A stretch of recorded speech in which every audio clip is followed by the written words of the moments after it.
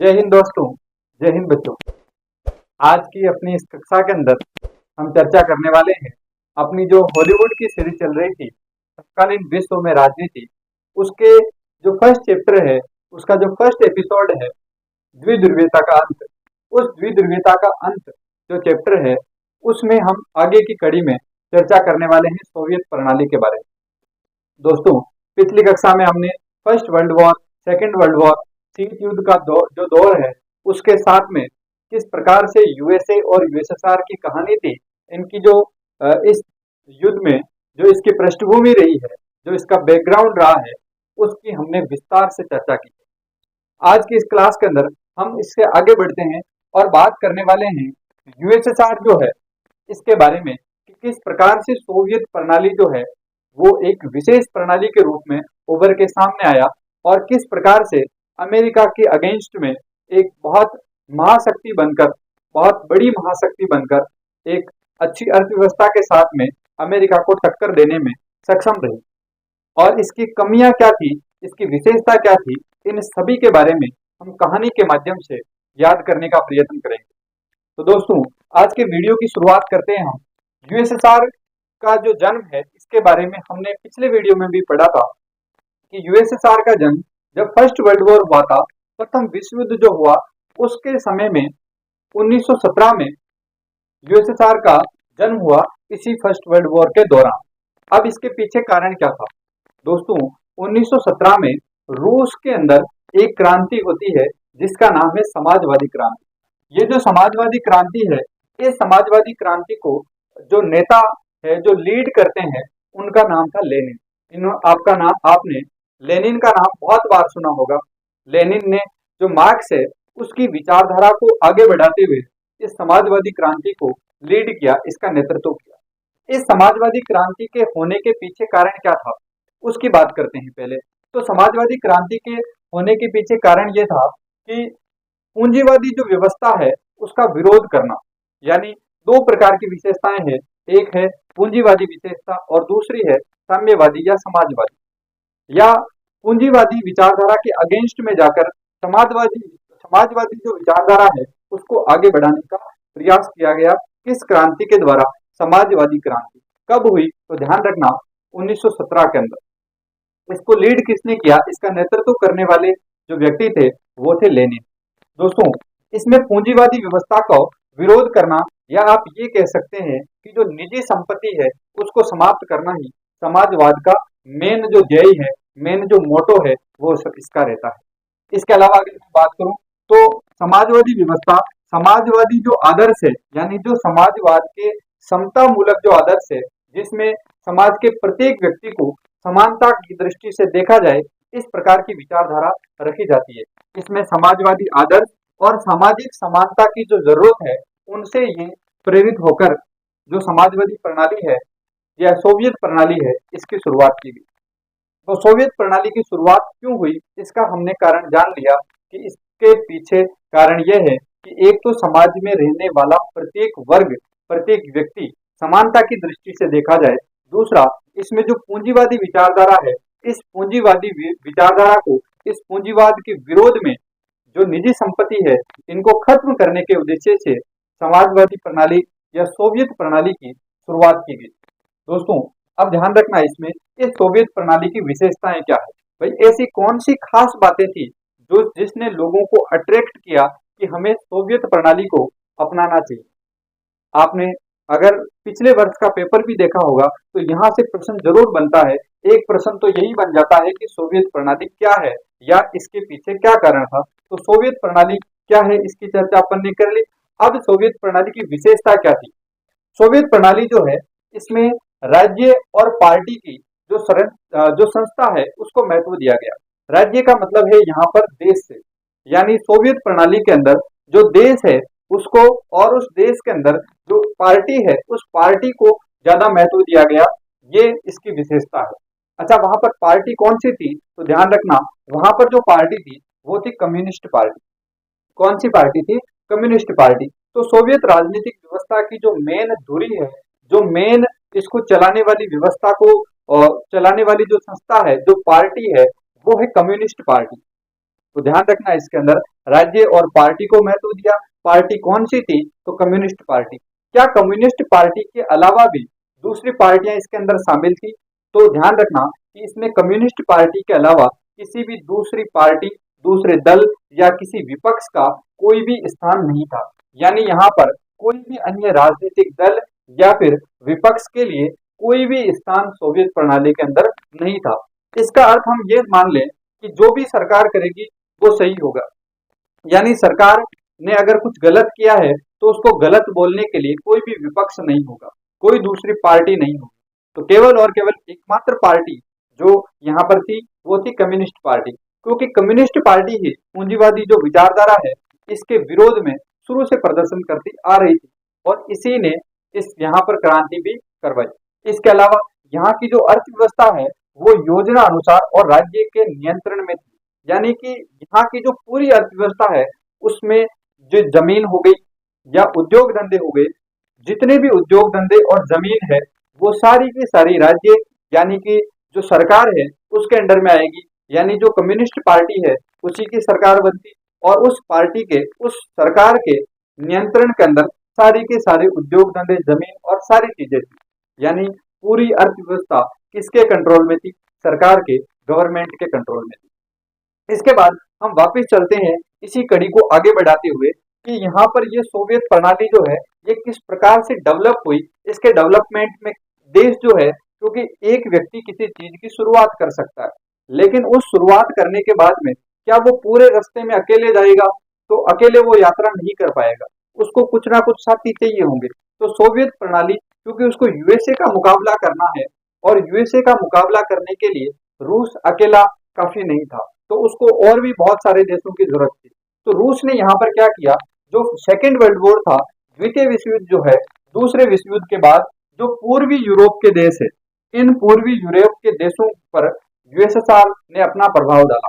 और ये प्रभाव किस प्रकार से डाला? तो यूएसएसआर के प्रभाव में आए और यूएसएसआर ने या यहाँ की जो सेना है जिसको सोवियत सेना कहेंगे, तो सोवियत सेना ने फांसीवादी जो ताकतें हैं उनसे आजाद करवाए। अब फांसीवादी ताकतें क्या होती है? अगर एक नंबर के अंदर क्वेश्चन पूछ लिया जाए तो ध्यान रखना, फांसीवादी ताकतों का मतलब यह है कि ऐसी ताकतें जो लोकतंत्र के विरोध में होती है तो फांसीवादी ताकतें कहा जाता है। जो लोकतंत्र का विरोध करती है या जो लोकतंत्र के विरोध वाली विचारधारा रखती है, इसी विचारधाराओं को फांसीवादी ताकतें कहा जाता है। तो इन फांसीवादी ताकतों से आजाद करवाया, यानी इन देशों को गुलामी से मुक्त करवाया, आजाद करवाया। और ये करवाने में किसने अहम भूमिका निभाई? तो वो थी यूएसएसआर की सेना, यानी सोवियत सेना ने। अगर आप पर कोई मुसीबत आए और उस समय आपकी कोई हेल्प करता है तो आपको लगता है कि ये अपने लिए फायदेमंद सोच रहा होगा, और वही चीज सोचकर ये जो देश है ये यूएसएसआर के प्रभाव में आए और यूएसएसआर के प्रभाव में आकर इन्होंने भी अपने कल्चर को, अपनी सभ्यता को सुरक्षित रखने के उद्देश्य से यूएसएसआर के साथ में जुड़ गए और इन्होंने भी समाजवादी व्यवस्था को अपना लिया। यानी यहाँ पर यूएसएसआर ने इन देशों की जो राजनीतिक और जो सामाजिक व्यवस्था है, तो राजनीतिक और सामाजिक व्यवस्था को समाजवादी व्यवस्था पर डाल दिया।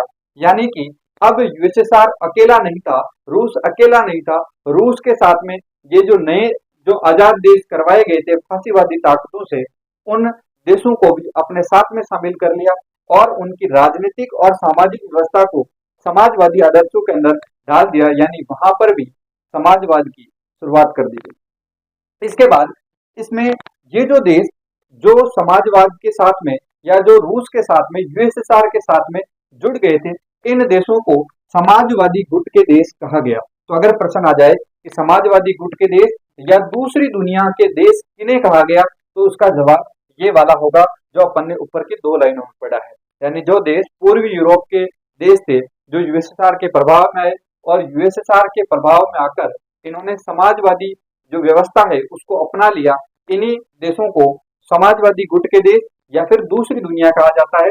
यूएसएसआर ने इन्हें फांसीवादी ताकतों से मुक्त करवाया था। तो ये बात ध्यान रखना। इसके बाद जो दूसरा वर्ल्ड वॉर है उसके बाद में यूएसएसआर एक महाशक्ति के रूप में उभरा, क्योंकि यूएसएसआर अब अकेला नहीं है। यूएसएसआर के साथ में बहुत सारे जो नए आजाद हुए थे देश, उन देशों को अपने साथ में शामिल कर लिया और ऐसे कितने देश थे, अगर प्रश्न पूछ लिया जाए तो ध्यान रखना ऐसे 15 देश थे जिनको अपने साथ में लेकर यूएसएसआर बना और यूएसएसआर एक महाशक्ति के रूप में उभर कर सामने आया। यानी अमेरिका को टक्कर देने के लिए एक ऐसी शक्ति के रूप में सामने आया और उसका नाम था यूएसएसआर। तो यहाँ पर ध्यान रखना है कि दूसरे विश्व युद्ध के बाद में यूएसएसआर एक महाशक्ति के रूप में उभर कर सामने आता है। यूएसए के बाद यूएसएसआर जो है इसकी अर्थव्यवस्था सबसे ज्यादा विकसित थी, यानी सबसे टॉप की जो इकोनॉमी थी वो सबसे टॉप की इकोनॉमी वाला सबसे अधिक अर्थव्यवस्था वाला जो देश था वो यूएसए था। और इसके जस्ट बाद में जो पीछे खड़ा हुआ था लाइन में वो था यूएसएसआर। अब यहाँ पर प्रश्न ये बनता है कि यूएसएसआर की अर्थव्यवस्था इतनी मजबूत कैसे हुई, इसके पीछे क्या कारण था। भाई आप किसी चीज की शुरुआत कर सकते हो, आपका डिसीजन गलत या सही होगा, अब उसमें ऐसे कौन से रीजन है जिसकी वजह से वो सही होगा या कौन से रीजन है जिसकी वजह से वो गलत होगा, इसके बारे में ध्यान रखना आवश्यक है। तो प्रश्न भी यहीं से बनता है कि यूएसएसआर की अर्थव्यवस्था इतनी मजबूत हुई तो इसके पीछे क्या कारण था। उसके बाद में ये यूएसएसआर टूटता है, विघटित हो जाता है, तो विघटित होने के पीछे भी क्या कारण है। भाई जिस चीज की मृत्यु हुई है इसका मतलब उसका कभी ना कभी जन्म जरूर हुआ होगा। तो जन्म के कारण अभी अपन पढ़ रहे हैं, उसके बाद यूएसएसआर का विघटन किस प्रकार से होता है। ये 15 देश जो यहाँ पर अपन बात कर रहे हैं कि ये 15 देश जुड़कर यूएसएसआर बनता है, इन 15 देशों के बारे में भी चर्चा करेंगे कि कौन कौन से देश थे और आपको ट्रिक के माध्यम से मैं याद करवा दूंगा। और यहाँ से प्रश्न जरूर बनता है हमेशा कि कौन सा देश किस ग्रुप के अंदर था। तो अब यहाँ से अपन बात करते हैं कि यूएसएसआर की अर्थव्यवस्था विकसित थी, इसका क्या कारण था। सीधा 3 नंबर के अंदर प्रश्न बनेगा और उसका जवाब क्या होगा ये ध्यान रखते हैं। तो इसके जो कारण है वो कारण ये है, सबसे पहला कि जो भूमि है, जो उद्योग है, यानी जमीन और उद्योग, ये सीधे सीधे किसके अंडर में थे, किसके कंट्रोल में थे, तो सरकार के कंट्रोल में थे, राज्य के कंट्रोल में थे। यानी कि यहाँ की जो भूमि है, जो उद्योग है, उन पर राज्य का स्वामित्व और नियंत्रण था। इसके अलावा यहाँ की जो संचार प्रणाली है वो बहुत विकसित थी। भाई यूएसएसआर की संचार प्रणाली विकसित है। कोई भी देश कब डेवलप होगा, जब उसकी यातायात की व्यवस्था जो है वो अच्छी होगी, संचार प्रणाली अच्छी होगी और वो उसकी जो शिक्षा और जो बुनियादी जरूरतें हैं वो सस्ते दाम पर अगर मिल रही होगी तो उस देश का डेवलपमेंट बहुत इजीली हो जाता है। लेकिन इनको इम्प्लीमेंट करना बहुत मुश्किल होता है, इसलिए ज्यादातर देश डेवलपमेंट को प्राप्त नहीं कर पाते, विकसित नहीं हो पाते, उन्हें विकासशील देशों की श्रेणी में ही रखा जाता है, जैसे अपना देश भारत है। क्योंकि शिक्षा सबसे अहम जरूरत है रोटी कपड़ा मकान के साथ में, और जब शिक्षा ही इतनी महंगी हो जाए तो उस देश का विकास काफी धीमा हो जाता है, या यूं कहे कि उस देश को विकसित होने में बहुत ज्यादा पिछड़ना पड़ता है। और भारत की शिक्षा व्यवस्था बहुत ज्यादा भले ही कहा जाए कि 6 से 14 वर्ष के बच्चों को निःशुल्क शिक्षा दी जाती है, लेकिन उसके बाद में क्या, जो प्राइवेट स्कूलों के अंदर जो भारी भरकम फीस ली जाती है उसका क्या, जो बड़े बड़े कोचिंग संस्थानों में बच्चे पढ़ने जाते हैं उनसे इतनी भारी भरकम फीस ली जाती है, उनका क्या। यानी कि अपने यहाँ पर एजुकेशन जो है वो इतना ज्यादा महंगा है जिसकी वजह से हम डेवलप नहीं हो पाए अभी तक, और विकासशील देशों की डेवलपिंग कंट्रीज के अंदर हमारा नाम आता है और उसमें भी काफी पिछड़े हुए हैं। तो अब अपन बात करते हैं कि यहाँ पर क्या क्या व्यवस्था थी। तो पहली चीज, भूमि और उद्योग जो है इसके ऊपर राज्य का स्वामित्व या कंट्रोल था। दूसरी बात, यहाँ की संचार प्रणाली बहुत अच्छी थी, यानी कि कम्युनिकेशन के लिए ज्यादा वक्त नहीं लगता। आज अपने पास मोबाइल फोन है, उस समय आप ये सोचो कि मोबाइल फोन नहीं था या लिमिटेड लोगों के पास में था, उस टाइम पर किस प्रकार से कम्युनिकेट करते थे, संचार किस प्रकार से किया जाता था, इसके ऊपर डेवलपमेंट जो है उसका निर्धारण किया जा सकता था। यानी यहाँ पर उस समय भी यूएसएसआर की संचार प्रणाली बहुत ज्यादा विकसित थी। इसके अलावा यूएसएसआर अब पैसे कहाँ से कमाएगा, क्योंकि खर्च किए जा रहे हैं, चीजें सस्ती में उपलब्ध करवाई जा रही है, तो कहीं ना कहीं से इनकम भी होनी जरूरी है। तो इनकम के लिए यूएसएसआर, माफी चाहता हूँ, आगे शुरू करते हैं। तो इसके बाद कौन कौन से ऐसे कारण थे उनकी चर्चा अपन कर लेते हैं कि ऐसे कौन से कारण थे जिसकी वजह से यूएसएसआर की अर्थव्यवस्था अच्छे लेवल पर पहुंची। तो सबसे फर्स्ट जो कारण था वो ये था कि भूमि और उद्योगों पर जो नियंत्रण है वो गवर्नमेंट का था, यानी भूमि और उद्योग पर राज्य का स्वामित्व और उनका नियंत्रण था। तो इस वजह से जो जितने भी उद्योग धंधे हैं या भूमि है, उन सब पर सार्वजनिक खेती करना, या फिर जो उद्योग धंधे हैं उनको डायरेक्ट गवर्नमेंट के कंट्रोल में रखना, ये सारी चीजें यहाँ पर होती थी। दूसरी बात, हमें एक सीधा मोटा मोटी भी अगर आइडिया ले कि किसी भी डेवलप्ड कंट्री की या किसी देश की इकोनॉमी अच्छी है, तो वहां पर क्या क्या ऐसी चीजें होगी जिसकी वजह से इकोनॉमी अच्छी हो सकती है। सबसे पहली चीज अपन ये कहेंगे कि वहां पर कम्युनिकेशन के जो इंस्ट्रूमेंट है, यानी जो संचार के साधन है, वो अच्छे अवेलेबल होंगे। दूसरी चीज, वहां पर यातायात के साधन अवेलेबल होंगे आसानी से, या जिससे दूर जो इलाके हैं वहां पर भी आराम से पहुंचा जा सकता है। इसके अलावा अगर मैं बात करूं तो जो बेसिक नीड की चीजें हैं, रोटी कपड़ा मकान के अलावा, जैसे स्वास्थ्य हो गया, शिक्षा हो गई, ऐसी चीजें अगर सस्ती अवेलेबल हो जाए तो वो भी इकोनॉमिक जो अच्छे देश है उनकी निशानी होती है। तो मेन चीजें यही है। अब इसको लिखना किस प्रकार से, उसकी चर्चा कर लेते हैं। तो पहली बात, भूमि और उद्योगों पर राज्य का स्वामित्व और नियंत्रण होता था। अभी मैंने बोला था कि संचार प्रणाली जो है वो बहुत ज्यादा विकसित थी, यानी यहाँ पर कम्युनिकेशन के जो साधन है वो अच्छे अवेलेबल थे। अगर आज भी अपन बात करें तो अपने पास मोबाइल फोन है, जिसकी वजह से दूर बैठे व्यक्ति से हम न केवल बात कर सकते हैं बल्कि उसको देख भी सकते हैं, वो क्या कर रहा है उसको लाइव अपन देख सकते हैं। यानी यहाँ कम्युनिकेशन जो है वो बहुत ज्यादा डेवलप हो चुका है।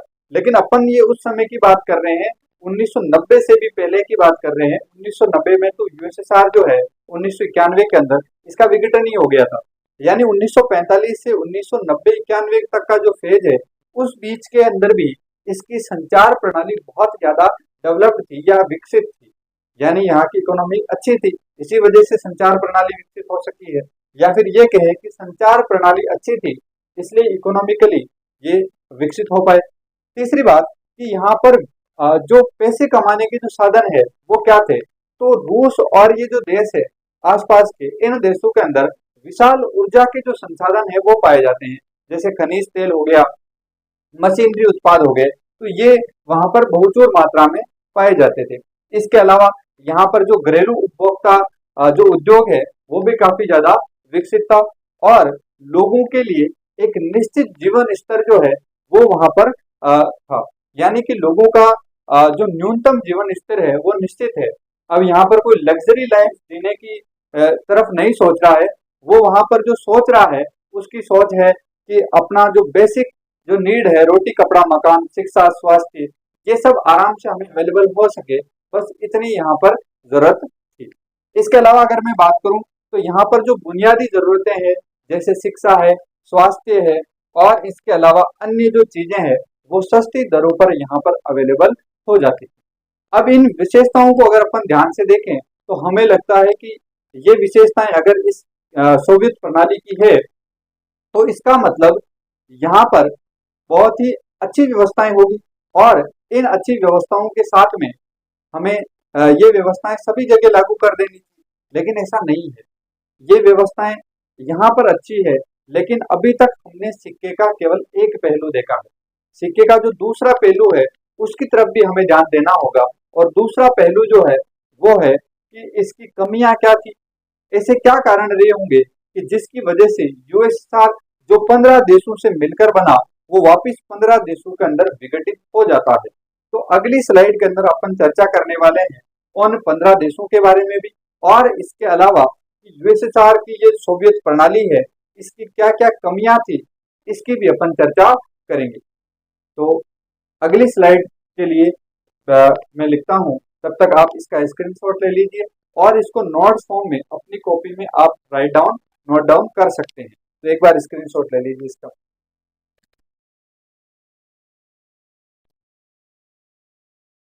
तो अभी तक हमने बात की थी दोस्तों सोवियत प्रणाली। अब तक की चर्चा में हमने सोवियत प्रणाली के बारे में पढ़ा। सोवियत प्रणाली किस प्रकार से विकसित हुई, कब आई, लेनिन ने किस प्रकार से इसको लीड किया, और यूएसएसआर के साथ में किस प्रकार से 15 जो दूसरे गणराज्य है वो शामिल हुए, कैसे उन फांसीवादी ताकतों से यूएसएसआर ने उनको आजाद करवाया और अपने साथ में उनको लेकर आए और यूएसएसआर का निर्माण किया। अब उसके बाद में हमने पढ़ा था यूएसएसआर की जो सोवियत प्रणाली है उस सोवियत प्रणाली की क्या क्या विशेषता रही है। ये दूसरी अर्थव्यवस्था जो है विश्व की अमेरिका के बाद में किस प्रकार से बनने में कामयाब रही और इतनी बड़ी अर्थव्यवस्था को किस प्रकार से डेवलप किया गया, और इसके साथ में हमने यूएसएसआर के बारे में मोटा मोटी जानकारी जो है वो अभी तक प्राप्त कर ली है।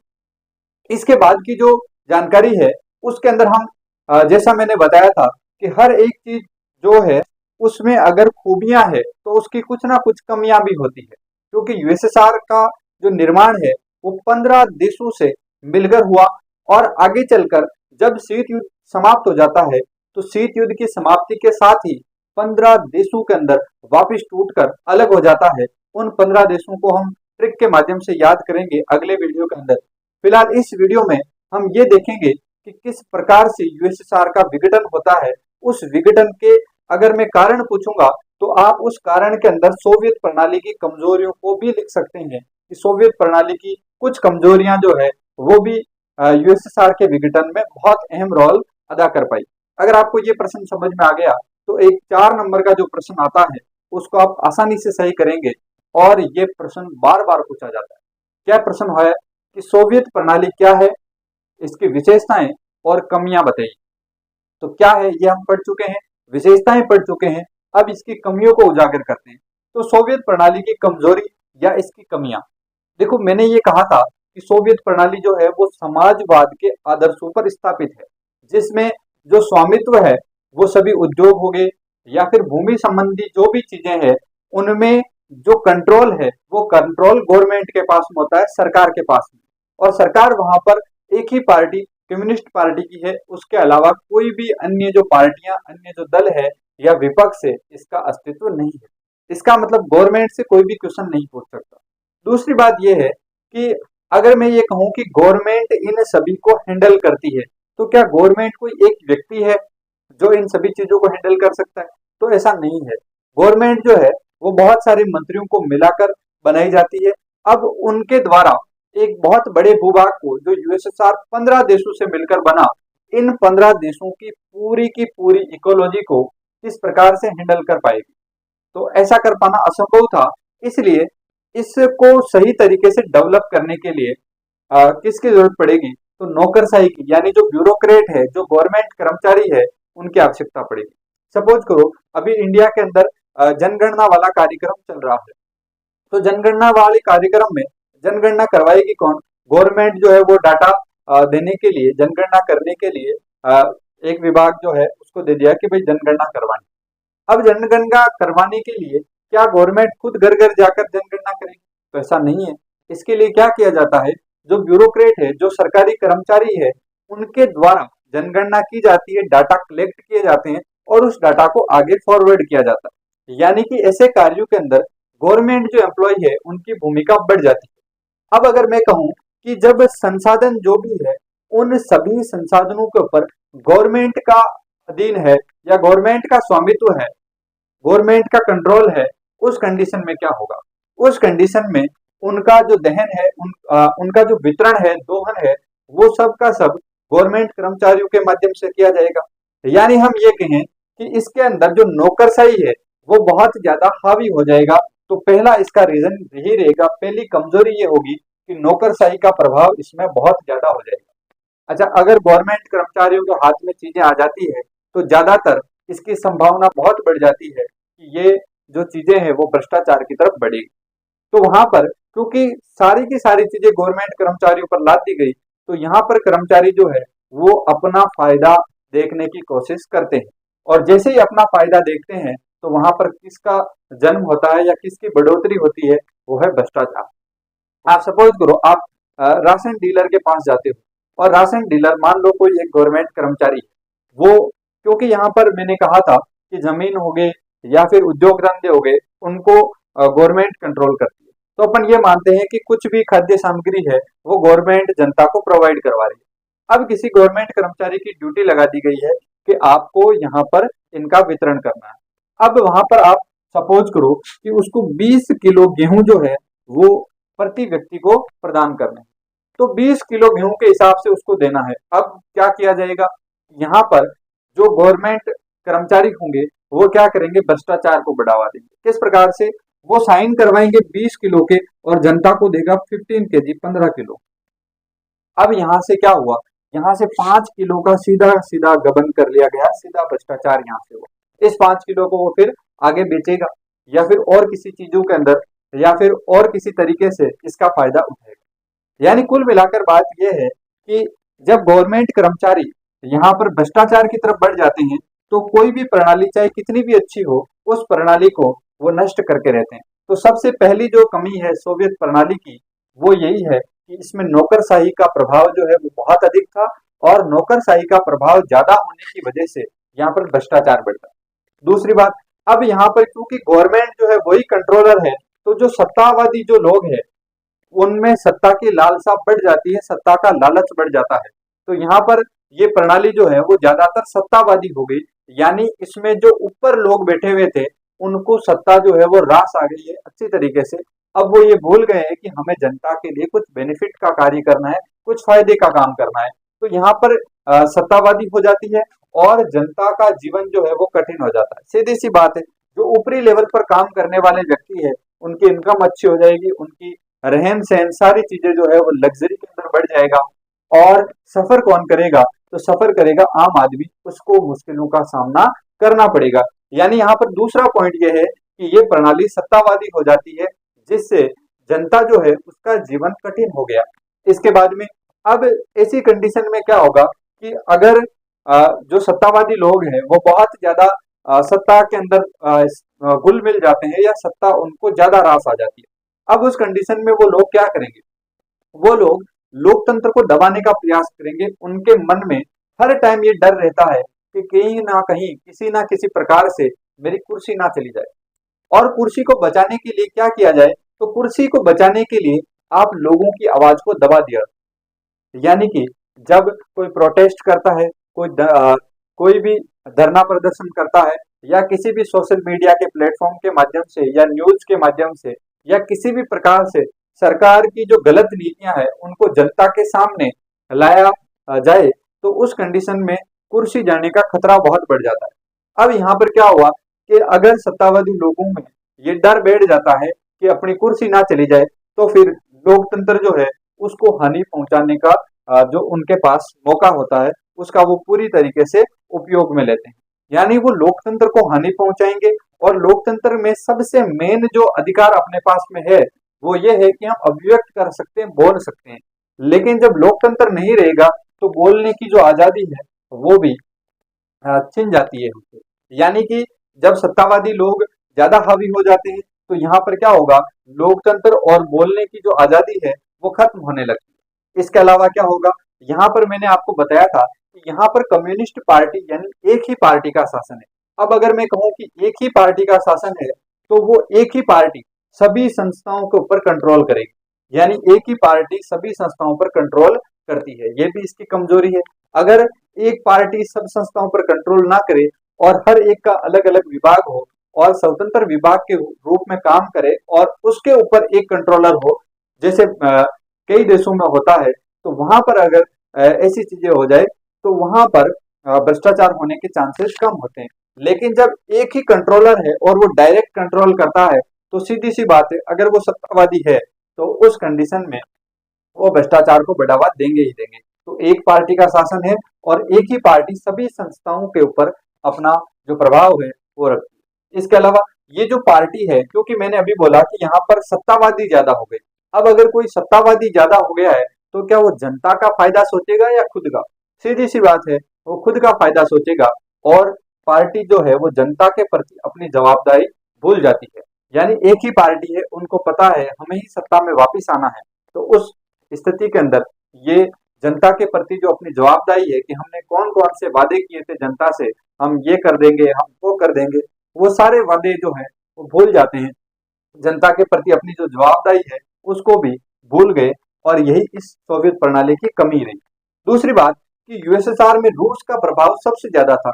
मैंने अगले वीडियो के अंदर जब आपको बताऊंगा कि कौन कौन से 15 देश है, Kazakhstan, Kyrgyzstan, Tajikistan, Turkmenistan, Uzbekistan, Estonia, Latvia, Lithuania, Moldova, Ukraine, Belarus और रूस, ये जो 15 देश है, इन 15 देशों में से सबसे बड़ा क्षेत्रफल के हिसाब से, जनसंख्या के हिसाब से और पावर के हिसाब से भी सबसे जो बड़ा देश था वो रूस था। तो रूस इस यूएसएसआर का उत्तराधिकारी के रूप में बनकर आगे सामने आता है। इसका मतलब सबसे ज्यादा जो दबदबा है वो दबदबा किसका है? वो दबदबा है रूस का। तो यूएसएसआर जो कि 15 देशों से मिलकर बना है, आप इसको इस प्रकार से समझे कि एक जैसे बिग बॉस का घर है, उस बिग बॉस के घर में 15 लोगों को डाला गया। अब उस 15 लोगों में से एक व्यक्ति जो है उसको ज्यादा सपोर्ट मिल रहा है, एक व्यक्ति को ज्यादा पावर मिल रहे हैं। तो जो बाकी 14 लोग हैं उनमें इस व्यक्ति को लेकर हीन भावना उत्पन्न हो जाएगी और बार बार यहाँ पर लड़ाई झगड़े होते हैं। तो बिग बॉस में लड़ाई झगड़े होने के चांस ही यही है। तो ये 15 लोग एक जगह रह रहे हैं तो उनके अंदर क्लेश होता ही होता है। और जब उनके अंदर इस प्रकार का क्लेश होता है तो उस कंडीशन में क्योंकि सभी लोग अलग अलग देश थे और अलग अलग देशों को एक साथ लाया गया, और जब उन्हें समान रूप से समान व्यवहार नहीं मिला तो वो उपेक्षित जो है वो महसूस करने लगे। यानी रूस का प्रभाव यहाँ पर ज्यादा हो जाता है। इससे जो बाकी के देश है वो उपेक्षित और दबाव में महसूस करते हैं। उनको लगता है कि अब यहाँ पर हमारा वो मान सम्मान नहीं रहा है, हमें वो वैल्यू नहीं मिल रही है जो यूएसएसआर जब बना था उस टाइम हमको साथ में लाते समय वादे किए गए थे। उसके अलावा यूएसए के साथ में हथियारों की होड़ चल रही थी। मैंने फर्स्ट वीडियो के अंदर ही बताया था कि शीत युद्ध में हुआ क्या था, आमने सामने की लड़ाई कभी नहीं, कागजी गोलों की लड़ाई थी, हथियारों की होड़ चल रही थी। यानी उन दोनों देशों के अंदर किसके पास ज्यादा बेहतरीन अच्छी टेक्नोलॉजी के और किसके पास ज्यादा से ज्यादा हथियार है, कौन ज्यादा से ज्यादा देशों के पास हथियार सप्लाई कर सकता है, इन चीजों की लड़ाई जो है वो हथियारों की होड़ के रूप में बढ़ गई। और ये हथियारों की होड़ किसके साथ में थी? यूएसए के साथ में।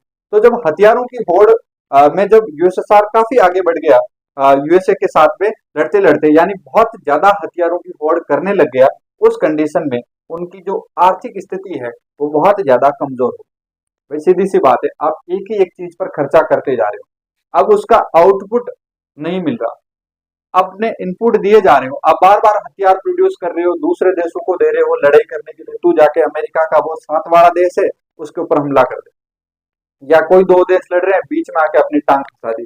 जैसे अफगानिस्तान के अंदर युद्ध चल रहा है, अफगानिस्तान में अपनी सेना भेज दी, अपने हथियार भेज दिए। तो इस चक्कर में जो यूएसएसआर है उसके खुद के खाने के वांदे हो गए, यानी उनके खुद खुद के आर्थिक जो स्थिति है वो काफी कमजोर हो जाती है। अब उसके बाद में क्या होगा? उसके बाद में क्योंकि अब पैसे टके जो हथियारों में ज्यादा लग रहे हैं, इसका सीधा सा मतलब है कि ना तो टेक्नोलॉजी का डेवलपमेंट ज्यादा हो पा रहा है और ना ही जो बुनियादी ढांचा है, जो इंफ्रास्ट्रक्चर है, उसके ऊपर कुछ ज्यादा विकास किया जा सकता है। तो जैसे परिवहन हो गया, ऊर्जा हो गया, इन चीजों के अंदर, इन चीजों के विकास के अंदर जो यूएसएसआर है वो पिछड़ गया। तो सीधी सी बात है, यूएसए से हथियारों की होड़ चल रही थी और हथियारों की होड़ में खुद की आर्थिक स्थिति खराब हो गई। खुद की आर्थिक स्थिति खराब हुई है तो अब जो डेवलपमेंट में जो पैसे लगने थे वो नहीं रहे, जेब खाली है। तो जब जेब खाली है तो वजन कैसे करेगा, और वजन नहीं करेगा तो यूएसएसआर की ये जो सोवियत प्रणाली है, ये सोवियत प्रणाली धीरे धीरे डिक्लाइन होने की कगार पे आ जाती है। यानी सीधी सी बात है कि आपके पास में जो आर्थिक जो फंड है, उस फंड का इस्तेमाल सही तरीके से नहीं किया गया। सही तरीके से इस्तेमाल करने का मतलब है क्योंकि यहाँ पर सारे के सारे संसाधन गवर्नमेंट के अधीन है। अब अगर गवर्नमेंट किसी भी एक चीज में पैसा लगा रही है और यहाँ पर शिक्षा सस्ती कर दी, स्वास्थ्य संबंधी चीजें हैं वो सस्ती कर दी, अब गवर्नमेंट के पास आउटपुट जो पैसे हैं वो मिल नहीं रहे ज्यादा। लेकिन ये जो इनपुट है, जो पैसे खर्च करने का मामला है, उसमें एक ही चीजों के अंदर, हथियारों के अंदर ही ज्यादा से ज्यादा पैसे खर्च करने लग गए। तो बाकी चीजों में जो पैसे लगने चाहिए वो अब है नहीं, और जब पैसे नहीं है तो इसका मतलब साफ है कि अब आर्थिक स्थिति काफी कमजोर हो गई है और ये प्रणाली जो है वर्क नहीं करेगी। उसके बाद में यूएसएसआर जो है वो अपने लोगों की जो राजनीतिक और आर्थिक इच्छाएं हैं उनको पूरा नहीं कर पाया। यानी जो यूएसएसआर में रहने वाले लोग हैं उनकी राजनीतिक और आर्थिक इच्छाओं को पूरा नहीं कर पाया। यानी जो वादे करके जो कम्युनिस्ट पार्टी है वो पार्टी सत्ता में आई, उन वादों के ऊपर वो खरे नहीं उतर पाए, और खरे नहीं उतर पाए तो जो राजनीतिक और आर्थिक इच्छाएं हैं वो पूरी नहीं हो सकी। भाई लोकतंत्र डूब रहा है, बोलने की आजादी खत्म हो रही है, आर्थिक स्थिति कमजोर हो चुकी है, तो ये सारी चीजें तो एक्सपेक्ट नहीं कर रही थी वहां की जनता, लेकिन उन्हें ये इन चीजों का सामना करना पड़ रहा है। इसका मतलब कि अब इस प्रणाली को धीरे धीरे खत्म करने का समय आ गया है। तो उसके बाद में जैसे अभी मैंने बताया था कि सन 1979 के अंदर अफगानिस्तान में अपनी सेना भेज दी। भाई खुद का जो खाना पीना है वो तो चल नहीं रहा, दूसरे देश में जाके वहां पे उंगली जरूर करनी है, और जब दूसरे देश में उंगली करोगे तो वहां पर भी खर्चा लगेगा, और अफगानिस्तान में अपनी सेना भेजने से इसकी जो व्यवस्था है वो और कमजोर हो गई, इसकी जो आर्थिक व्यवस्था है वो और ज्यादा कमजोर हो जाती है। यानी कि सीधी सी बात है, खुद के देश के अंदर आर्थिक संकट का जो बादल है वो मंडराने लगे हैं, क्योंकि ज्यादा पैसे हथियारों की होड़ में लग रहे हैं, और ऊपर से अफगानिस्तान के अंदर अपनी सेना भेज रहा है, तो वहां पर भी खर्चा लगा, और वहां पर खर्चा लग रहा है, इसका मतलब आर्थिक स्थिति और ज्यादा डामाडोल। ये तो सीधी सी बात वो है कि पहले तो जुआरी था और अब शराबी और हो गया है, तो अब इसके जो नुकसान है उसके अंदर बढ़ोतरी हो गई। उसके बाद में अपन बात करें तो यहाँ के जो उपभोक्ता है, उन उपभोक्ता वस्तुओं की जो कमी है वो हो जाती है, क्योंकि इनके पास पैसे नहीं है। अब पैसे नहीं है तो क्या होगा, जो चीजें हैं वो अवेलेबल कौन करवाती है वहां पर, क्योंकि समाजवाद है तो गवर्नमेंट ही अवेलेबल करवाएगी सारी चीजें, लेकिन गवर्नमेंट के खुद के पास पैसे नहीं, तो जो उपभोग की जो चीजें हैं, उपभोक्ताओं के लिए जो वस्तुएं हैं, उनके अंदर क्या हो जाती है, कमी हो जाती है। और जब कमी हो गई तो अब खाने पीने का सामान नहीं है, तो खाने पीने का सामान जब नहीं है तो क्या किया जाएगा, बाहर से मंगवाना पड़ेगा।